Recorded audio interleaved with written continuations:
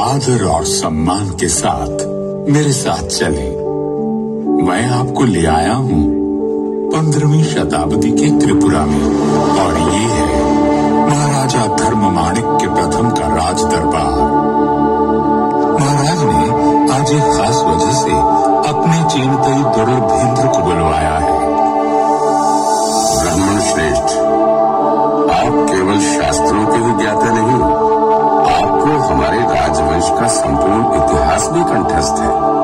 मेरी इच्छा है कि आप सरल भाषा में वो कथा हमें सुनाएं और हमारे राजकवि बाणेश्वर और शुक्रेश्वर उस ग्रंथ का स्वरूप दें। हे धर्मावतार, आपकी ये इच्छा श्रेयस्कर है, इसलिए मैं इसे अवश्य पूरी करूंगा। त्रिपुरा पर शासन करने वाली चंद्रवंश का इतिहास इतना ओजस्वी है कि उसे बार-बार कहाँ सुना जाना चाहिए। प्राचीन काल में चंद्रवंशी सम्राट ययाति के 5 कुरु, यदु, तरवसु, अनु और द्रोयु सभी ने अलग अलग दिशा में जाकर अपने राजवंशों की स्थापना की। द्रोयु दक्षिण पूर्व दिशा की ओर गए और कपिल मुनि के आशीर्वाद से सागर द्वीप में अपना राज्य स्थापित किया। कपिल मुनि ने आशीर्वाद देते हुए कहा था, त्रिवेद नागरिम शुभम। महाराज द्रोयु के 27वें वंशज पूर्व दिशा की ओर गए, जहाँ उन्होंने किरातों को परास्त किया। वहीं ब्रह्मपुत्र और कपिला नदी के संगम पर एक नया नगर बसाया गया, जिसका नाम त्रिवेद था। त्रिपुरा केवल एक शब्द नहीं, कृपा है शिव और शक्ति की। पीठमाला तंत्र में स्वयं महादेव ने ये घोषणा की है कि धरती पर जहाँ भी माता सती के अंग गिरे, वहीं शक्तिपीठ की स्थापना हुई। उसी ग्रंथ में संकलित एक श्लोक में कहा गया है, त्रिपुरा में देवी का दाहिना पैर गिरा। पूजनीय देवी को त्रिपुरा सुंदरी कहा जाता है और यहाँ स्थापित शिव का नाम त्रिपुरेश भैरव हुआ। और इस तरह शुरुआत हुई एक कीर्तिमान राजवंश की, जिसने करीब 3000 साल तक आर्यवर्त के इस महान भाग पर शासन किया। महाभारत, पुराण और अनगिनत शास्त्रों में त्रिपुरा का उल्लेख मिल जाता है। इसके अलावा कई प्राचीन पुरालेखों के साथ साथ साहित्यिक ग्रंथों में भी त्रिपुरा का वर्णन किया गया है। मुगल इतिहासकार अबुल फजल आईने अकबरी में लिखते हैं, भाटी प्रांत के पास एक आजाद राज्य है, इसे त्रिपुरा कहते हैं। इसके राजा का नाम विजय माणिक्य है। इस राजा के पास 2 लाख पैदल सेना और 1000 हाथी हैं। त्रिपुरा के इतिहास से तो आप परिचित हो गए, अब इस कथा के सूत्रधार से भी मिल लीजिए।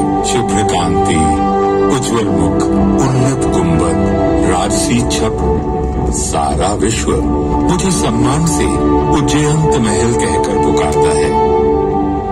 मेरा नामकरण किसने किया, यह रहस्य इतिहास में कहीं खो गया है, परंतु मेरी नींव में मिले ताम्रपत्र पर लिखे संस्कृत श्लोक में मेरा नाम मिल जाता है।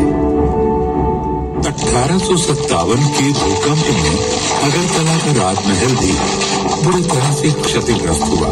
तब महाराजा राधा किशोर माणिक्य ने 1901 में मेरा निर्माण करवाया।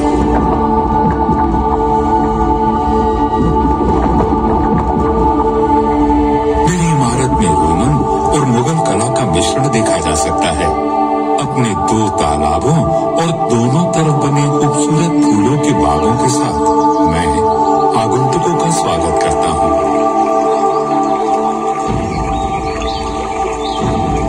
यहाँ के पर्वत त्रिपुरा वासियों के अदम्य स्वभाव के चिन्ह हैं। नदियाँ जैसे कला और संस्कृति की अविरल धारा का प्रतिबिंब। यहाँ के उदार जंगल जीवन को आश्रय देते हैं, पर यहाँ की प्राकृतिक सुंदरता वैदिक कवियों की कल्पना से अद्भुत है।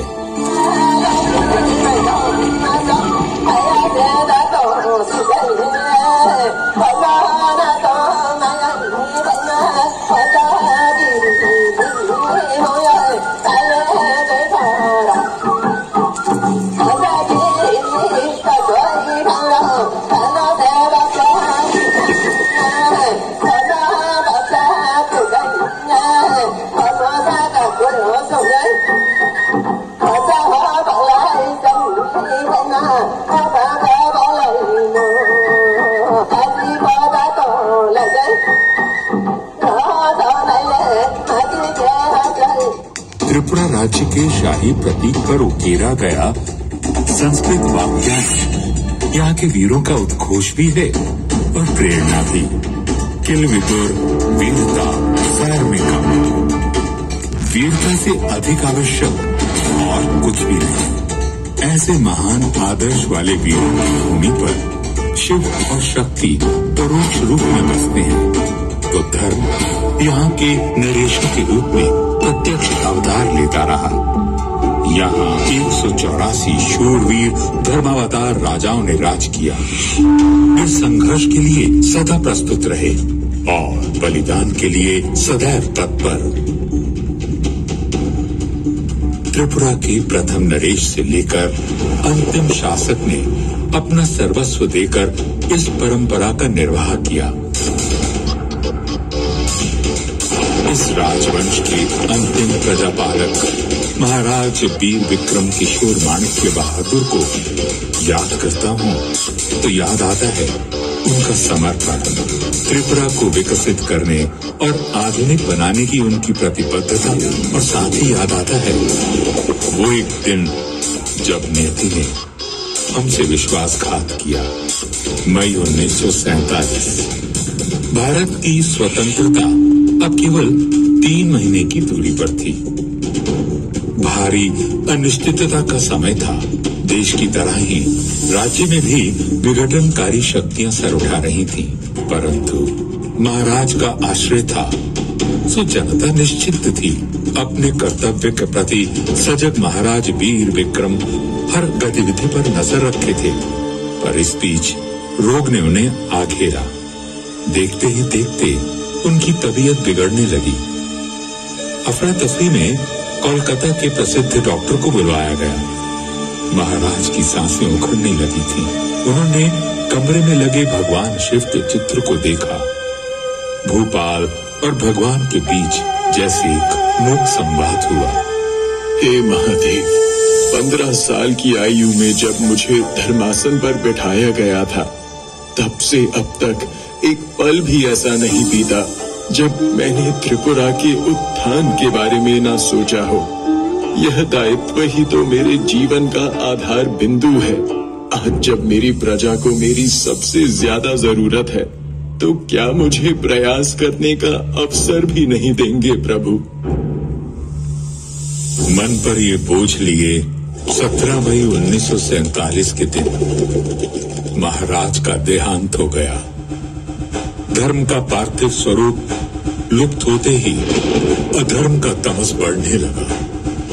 जो बात पहले दबी जबान में कही जा रही थी, वो अब सड़कों पर गुर्राते नारों में सुनाई देने लगी।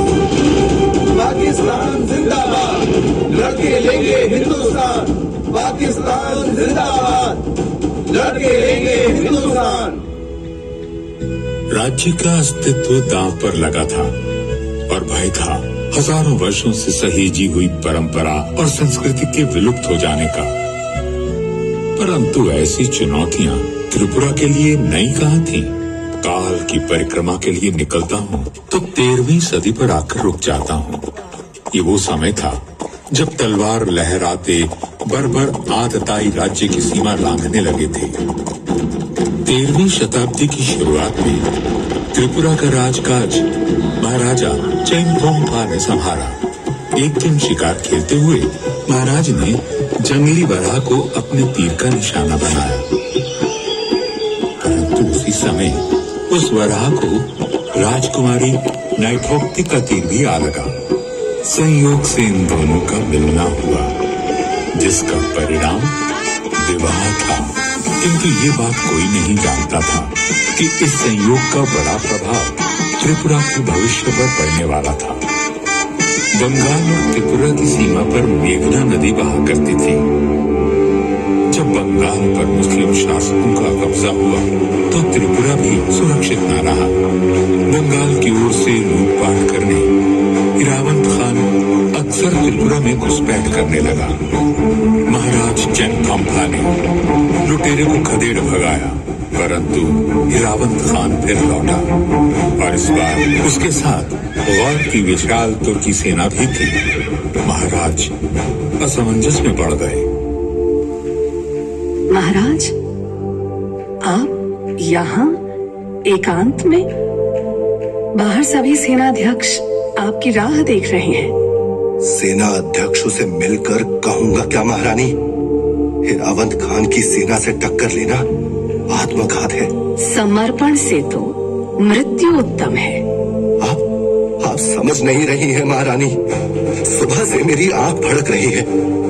ये शुभ संकेत नहीं है। धर्मावतार जब शत्रु द्वार तक आ पहुंचे तो वीर पुरुष की भुजाएं भड़कती है। यदि आपको अनिश्चय ने स्तब्ध कर दिया है तो हिरावंत खान का मुकाबला मैं करूंगी। और महारानी ने ऐसा ही किया। विकराल गज पर सवार महारानी नाइथोक्ति क्रुद्ध माता त्रिपुरा सुंदरी का रूप लग रही थी। उनका हाथी ऐसे गरजता था मानो इंद्र के ऐरावत को चुनौती दे रहा। महारानी की चीत्कार ने त्रिपुरा की सेना को और अधिक प्रोत्साहित किया और अपने पराक्रम से त्रिपुरा के वीरों ने अपने राज्य की रक्षा की। 1240 में हुए इस युद्ध में त्रिपुरा की जीत हुई और महारानी त्रिपुरा सुंदरी के नाम से प्रख्यात हुई। परंतु यह समर आने वाले विकट समय की चेतावनी बनकर आया था। 15वीं सदी के अंत में महाराज धन्य माणिक्य का उदय हुआ, जो उतना ही नाटकीय था जितना चंद्रगुप्त मौर्य द्वारा राज्य प्राप्त करना। षड्यंत्रकारी सभासदों और सेनापतियों का वध कर उन्होंने अपना अधिकार पाया। महाराज धन्य माणिक्य का सामना बार बार बंगाल के सुल्तान हुसैन शाह से हुआ। अपनी सामरिक सूझबूझ और छापामार युद्ध पद्धति के चलते वे हमेशा हुसैन शाह पर भारी पड़े और उन्होंने बंगाल का काफी हिस्सा भी अपने अधीन कर लिया। एक युद्ध में तो इनके सैनिक हुसैन शाह की एक तोप को ही उठाकर अपने साथ त्रिपुरा ले आए। महाराज धन्य माणिक्य ने कई युद्ध अभियान चलाए। एक और कुकियों के किले पर अद्भुत तरीके से चढ़ाई कर उन्हें हराया और बर्मा तक अपने राज्य को फैला दिया, तो दूसरी तरफ आरकान को जीतने के लिए सतत प्रयास किया। महाराज के विश्वास पात्र सेनापति राय कचार और उनके छोटे भाई राय गौसुम उनके अभेद कवच और प्रमुख शस्त्र थे। दोनों ही प्रखर वीरों ने कई युद्धों को जीतने में अहम भूमिका निभाई। पराक्रम के साथ साथ महाराज धन्य माणिक्य में रचनात्मक ऊर्जा भी कूट कूट कर भरी थी। उनके राज्य में सीमाओं के विस्तार के साथ साथ कला का भी प्रसार हुआ। उनके द्वारा बनवाए गए 14 देवता मंदिर, माँ त्रिपुरा सुंदरी मंदिर और भैरव मंदिर इस बात को सिद्ध करते हैं। महाराज धन्य माणिक्य ने अपने मानवतावादी पक्ष से परिचित करवाते हुए ये संदेश दिया कि वीरता केवल शत्रु का सामना करने में नहीं, जन कल्याण में बाधक बन चुकी हानिकारक परंपराओं को चुनौती देने में भी है। महाराज, बलि देना तो अति आवश्यक है। देवी देवता प्रसन्न होंगे तभी तो राज्य समृद्ध होगा और आपके यश में वृद्धि होगी। मैं आप सभी पुरोहितों का आदर करता हूँ, परंतु हर वर्ष हजारों निर्दोष पशुओं और युवकों का रक्त बहाने से मिलने वाले यश से मुझे अपयश प्रिय है। आप तो धर्मावतार हैं, आप धर्म विरोधी बातें क्यों कर रहे हैं? मेरा धर्म मुझे दया और सत्य आचरण सिखाता है। अपने मंदिरों में लगे शिल्पकारों को मैंने सदा उनके श्रम का सही दाम दिया है। हाँ, यदि चाहता तो धर्म के नाम पर और बल प्रयोग कर उनसे निःशुल्क काम करवाता, तो मुझ में और यवनों में क्या अंतर रह जाता। मेरे लिए धर्म वही है जिसमें सबका कल्याण हो। इसलिए यह आदेश है मेरा कि अब से निर्दोष युवकों की बलि नहीं होगी। महाराज धन्य माणिक्य ने अपने व्यक्तित्व और कृतित्व से अपने बाद आने वाले राजपुरुषों को सदा ही प्रेरित किया। 17वीं सदी में राजपद पर नियुक्त हुए महाराज गोविंद माणिक्य ने तो अपनी अहिंसावादी और दयालु प्रवृत्ति के कारण अपना राजपाट तक गवा दिया। वे जंगलों में भटके, फिर भी कभी सतपथ को नहीं त्यागा। 1660 ईस्वी में महाराज गोविंद माणिक्य आरकान में निवास कर रहे थे। आपसी संघर्ष के चलते उन्हें अपना राज्य छोड़ना पड़ा था। उन्हें खोजते हुए मुगल शहजादा शुजा आरकान पहुंचे और उनसे सहायता मांगी और उन्होंने आश्रयदाता का धर्म निर्भय होकर निभाया। इस बात की खबर शुजा के भाई औरंगजेब तक भी पहुंच गई। शुजा को क्या लगता है वो त्रिपुरा में जा छुपेगा तो मेरी शमशीर से बच जाएगा? त्रिपुरा के राजा के नाम एक शाही फरमान जारी करो और उन्हें कड़े लफ्जों में समझा दो कि मुगलिया सल्तनत से बेअदबी करने का क्या अंजाम होता है। एलची को फौरन से पेशतर रवाना किया जाए। औरंगजेब का चेतावनी भरा फरमान अब आरकान की तरफ रुख कर गया था। तो क्या धमकी दी है हमारे भाई ने? कहलवाया है कि मुझे उम्मीद है कि आप शुजा को गिरफ्तार कर लेंगे और अपने फौजियों की निगरानी में उसे मेरे पास एहतियात से भिजवा देंगे ताकि हमारी पुरानी दोस्ती बनी रहे। हमारा हुक्म न मानने का अंजाम हमारे रिश्ते के लिए अच्छा न होगा। अब आप क्या करेंगे महाराज? अपने सिद्धांतों के लिए मैंने राजसी सुख का भी परित्याग कर दिया। शरणागत का धर्म में अपने प्राण देकर भी निभाऊंगा। आप जब तक हमारे पास रहेंगे सुरक्षित रहेंगे। अपने इन्हीं विचारों के चलते महाराज गोविंद माणिक्य राज ऋषि कहलाए। उन्होंने त्रिपुरा की सत्ता फिर प्राप्त की और एक कल्याणकारी राजतंत्र स्थापित किया। माणिक्य नरेशों ने हमेशा प्रजाहित की राजनीति की, पर जब उन पर युद्ध थोपे गए तो उन्होंने अद्वितीय पराक्रम भी दिखाया। महाराज देव माणिक्य, विजय माणिक्य, अमर माणिक्य, राजधर माणिक्य, यशोधर माणिक्य और कल्याण माणिक्य जैसे बलिदानपति राजाओं ने बड़ी से बड़ी विपत्ति में भी अपनी जनता को आश्रयहीन नहीं किया। महाराज कृष्ण माणिक्य का शमशेर गाजी से लंबा संघर्ष चला। अपनी प्रजा को शांति और समृद्धि प्रदान करने के लिए 1760 में महाराज ने उदयपुर की जगह पुराने अगरतला को अपनी राजधानी बनाया, परंतु शांति कुछ ही समय के लिए मिल पाई। अंग्रेजों के पांव भारत में पड़ चुके थे। 1761 से त्रिपुरा और ईस्ट इंडिया कंपनी में संघर्ष शुरू हुआ। युद्ध के मैदान में महाराज कृष्ण माणिक्य का पलड़ा हमेशा भारी रहा, परंतु अपनी कूटनीति से अंग्रेज अपनी पकड़ मजबूत करते गए। समय तेजी से बदला, मुगलों का पतन हुआ और अब सत्ता अंग्रेजों के हाथ में चली गई। इस परिवर्तन के बाद भी माणिक्य अपना कर्तव्य निभाते रहे। 1838 में महाराज कृष्ण किशोर माणिक्य ने वर्तमान अगरतला की नींव रखी। फिर आगमन हुआ उस राज पुरुष का जो त्रिपुरा में आधुनिकता की लहर लाने वाला भगीरथ बना। 1862 में महाराजा वीर चंद्र माणिक्य ने सत्ता संभाली। अब निरर्थक युद्ध बंद हो चुके थे और प्रगतिशील विचारों से त्रिपुरा की रूपरेखा बदलने लगी थी।